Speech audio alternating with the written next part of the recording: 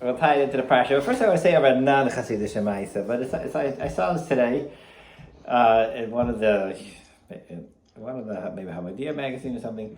Binyan, maybe it's a Binyan. It's a story about Rabbi Falk Zatzal from Gateshead. He was a Paisik in Gateshead. He was nifted a few months ago. He wrote a lot of svarim on the Hilchos Shabbos. He wrote like English svarim. He wrote on Tznius, right? What's it called? He wrote this like Avodas, right? Avodas, right? So it's interesting. I know a couple of his kids, and he was like a regular, yeshiva bacher who was not particularly super gifted, but he when he was young, he decided he's gonna give it all he's got. And he just learned and he was able just to really be masada things to a way that he understood it very clearly, and he became a very popular. He was for many years he was a halacha teacher in Gateshead Seminary, and that was his. And from there, to teach the halacha properly, he taught all Hilchos Shabbos to them, and also to halachas and mela. He really honed his understanding of halachas with all the day-to-day shilos, and he became a very respected paisik and mechaber svarim. So he was in a supermarket, and he saw that they had onions, a certain type of onion, Spanish onion, whatever type it was, or white onion. I don't remember I'm not sure exactly what it was. Shallots. They had shallot onions. Shallot onions, and he used to give shiurim about bugs, infestation of vegetables, and these onions can be infested, and he wanted to see where they were holding at this time. If they're infested or not infested. So he decided he's going to buy a bunch just to see, firsthand what the deal is with them. And there was a lady in the shopping at the same time, so she saw Rabbi Falk buying onions, these white onions, these shallot onions. So she said, "Oh, nice, they're good." So she bought some herself, and then she gets home. 15 minutes later, there's a knock on the door. It's Rabbi Falk. He says, "I was in the, I realized that maybe you were buying those onions because you saw me buying them, thinking that they're good, but all wissen, they're infested, and I was just buying them just to study them, not to eat them." So that idea that a person has to recognize, to expand it to us, as from Yidden, we make all sorts of impressions on everybody around us, especially to the Avram Yitzchaks in our lives, and everything that you do, right? You have to really recognize that people that are meant to learn from you are learning from you. We all have all sorts of people that are meant to learn from us. Teachers have, parents have. And even members of communities have, right? Your benchmate in shul and your neighbors and everybody else is they're all learning from each other. And if you recognize that, then we'll feel this chayvus to really be our best selves all the time. And who is the greatest winner when we live our lives as our best selves? Sani is. We are.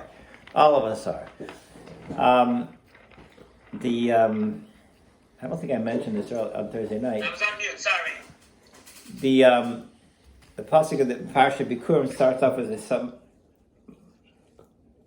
Amen. B'samachta b'chol hatayv. You have to celebrate all the good that Hashem gives you. That's the Parsha Bikurim. It's a celebration. The mitzvah Bikurim is a celebration of b'chol hatayv, of all the good. What's this lashon of b'chol hatayv? All the good. B'samachta b'zeh hatayv. The Parsha is referring to a specific type of the Parsha Bikurim. You had a bumper crop. You have enough money now to sit and learn Chavas Hadas for the next night. So Mela, that's what I was going to say. You have to see the Ra as Toiv also. Sonny, you have to give Rebbe a chance to actually say the drasha. Listen, after giving this year for 6 months, you guys can take over. I could retire. I thought it was a Q&A session. So the answer to Samachta B'chol HaTayv is being marbe that the mitzvah Bikurim is supposed to focus on the Hatava. But once we focus on Hashem's Hatava, then we recognize that there is so much Taiv out there that we don't see. So Sadi took it all the way to an extreme. He's an extremist, and he says that it's Kashem Shavarach al Taiv Kashem al Ra. But I would start less extreme and then move to the extreme. Right? There's so much Taiv we have in life that is be'emes Taiv. But we just don't take a few moments to actually notice it and to appreciate for it. So the moment you have a mitzvah of Akaras Taiv and Bikurim, at that moment you're meant to expand your view of all the Taiv you actually have in your life, and thank HaKadosh Baruch Hu for that also. It's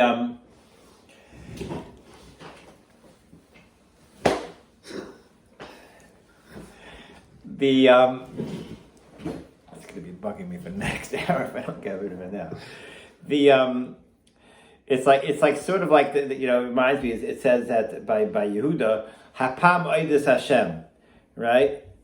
So what's the pshat Hapam Avodas Hashem? What happened until now, right? The answer is that when she saw this, like Rashi says, when she saw Shigia Yosim Michelka, Hapam Avodas Hashem is not only on Yehuda, Hapam Avodas Hashem on everything. Right, when you have a moment to reflect on the bracha, on very clear and present bracha, right? Then that is the time where you're meant to expand that b'chala to all the time in your life, and don't overlook anything that's time. You know what I'm saying? You have to really thank HaKadosh Baruch Hu. Sometimes I think it like a navi my mind, like how far does this Haidah go? Right? Do you thank HaKadosh Baruch Hu that your teeth are in your mouth and they're not cracking, full of cavities and root canals? Or your toenails are not all ingrown. I mean, there's so many things we just take for granted, right? Do you thank Hashem that the floor underneath underneath that you're standing on does not melt into quicksand and you just fall off the face of the earth? You have to thank Hashem for everything. They can even stand on the ground, right? Let alone they have body parts that allow you to stand there. Let alone they can be breathing and your heart's beating, and all the entire endocrine system is sitting. I'm beginning to sound like a Rebbe Victor Miller if I take this too far, but that's the idea of when you key into the mitzvah of Hakaras HaTayv. Ultimately, there's so much Tayv out there. Sadi took it to the extreme, right? He lives with those extremists in the 5 towns, and that's the truth. Once you have the sense of Hatava for Kol HaTayv, then you actually have, there is a chiyuv to actually see Tayv in everything. That everything is good. And that's the Mishnah in Masechet Brachos, V'chayv adam levarich al hara, Keshem shu mevarach al Tayv. So so I just saw from the Milner Gaon this week. He just says an interesting nekuda, just to really like give you a derech of avoda of how to actually apply. What does it mean? Kishem shemevarach al hara, hatayv v'kach mevarach al hara. Like, what does that mean? Right? How do you actually apply that? In very black and white, concretely. So he says very straightforward. The kishem is mamish a kishem. A guy makes an investment and he loses $200, right? He has to celebrate as if he just made $200. Okay, it's mamish zel umazeh. Good evening, Rav Shlomo. Good davach. Good evening, Mordechai Simcha. Right? Kishem, exactly. You think you lost $200? You just gained $200, and you have to really feel that simcha as if you mamish gained the $200.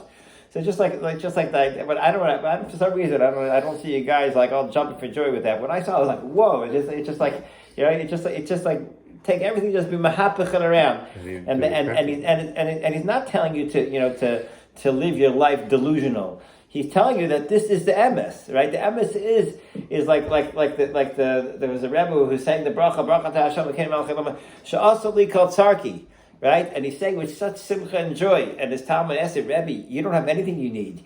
Your house is decrepit, right? You barely have a pair of shoes, right? And your car is about to be repossessed, right? And he says,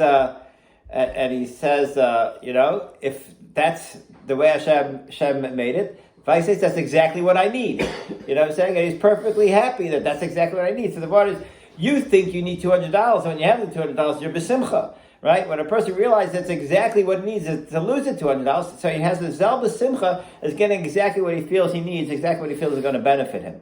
Shlomo, you lost $200 this week? No? Not that you know. Pretty must have lost something because he looks like he didn't make it to the barber. Yeah. Okay.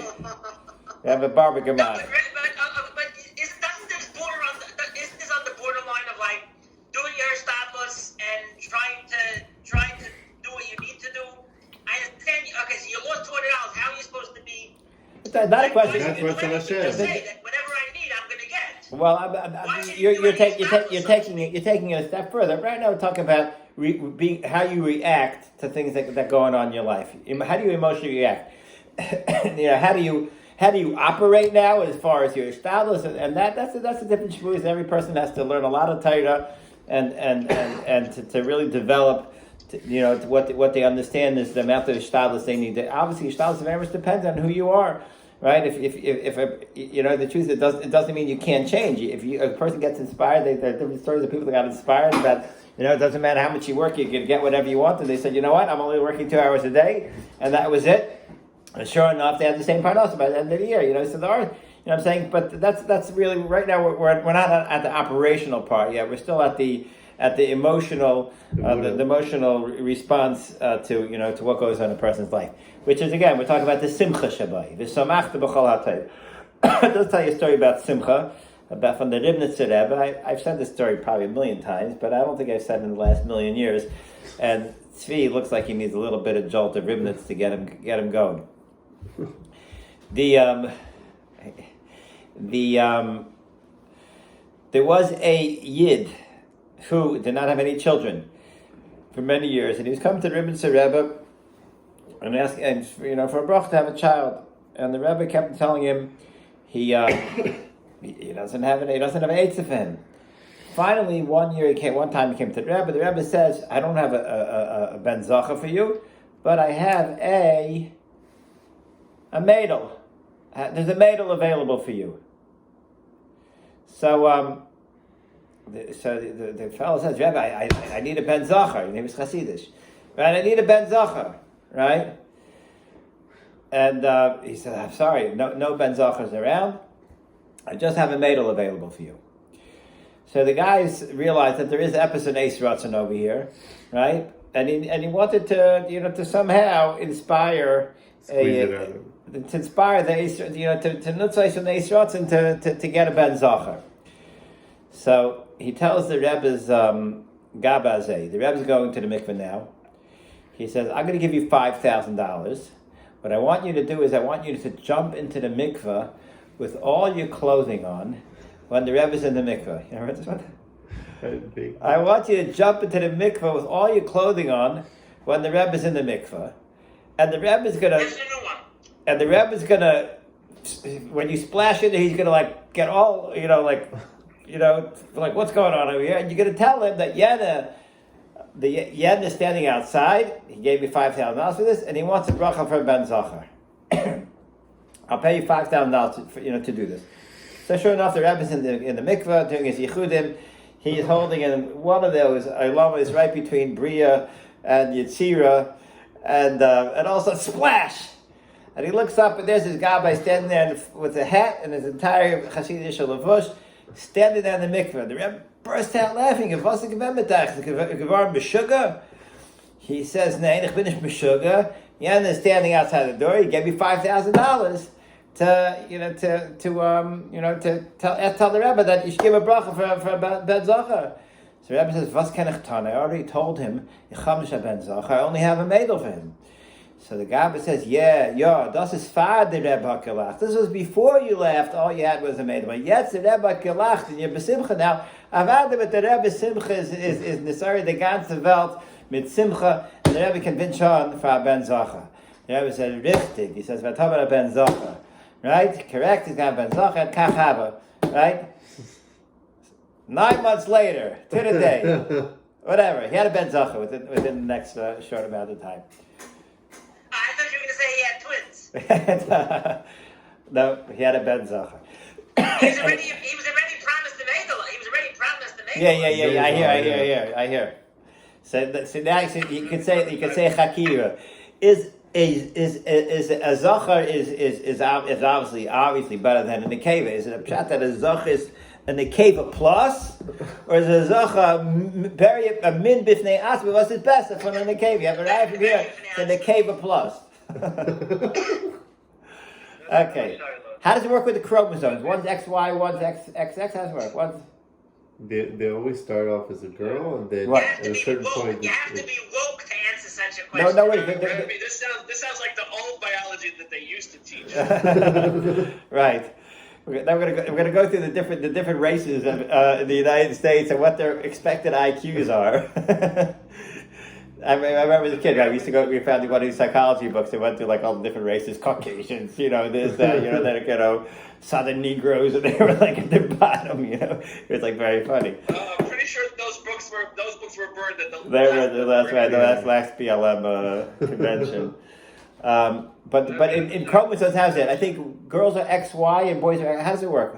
XY and XX. every baby starts off as a girl, and then at a certain point switches out. Girls are XX, boys are XY. They're boys XY. Okay. Yeah. How many children does the Rebbe have? 0. That would be 0. So how come people are insensitive and going to him to ask for bracha for children? What? How come what? Because when they got bracha, they had children. How did they have? How are they so mean to ask for children? There was nothing the Rebbe appreciated more than being able to help someone. He didn't think about himself. He wasn't a person that had needs. I'm saying? He was someone that if he could do a Torah for a year, that was the best chesed you could do for him. Yeah. It's just with Rabbi Yanofsky. Yeah.